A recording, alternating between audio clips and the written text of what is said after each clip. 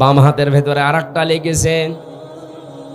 চিন্তা করছে এভাবে দুইটা লাগার পরে এখন যদি আমার বুকের ভেতরে পিঠের ভেতরে একটা তীর লেগে যায়, আল্লাহর নবী আহত হয়ে যাবেন। এই চিন্তা করে তিনি নামাজ শেষ করে সাহাবী পাশে যেটা আছে তাকে জাগালেন।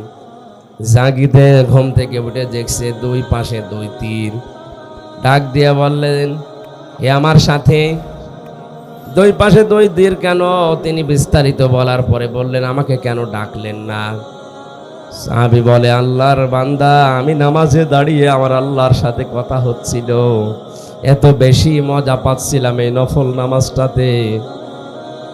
প্রথম তীরটা লাগার পরে আমি খেয়াল করি নাই, দ্বিতীয় তীরটা লাগার পরেও আমি খেয়াল করছিলাম না। মনের ভেতরে একটা চিন্তা এসেছিল, কি যেন আমার শরীরে এসে বিদ্ধ হয়েছে।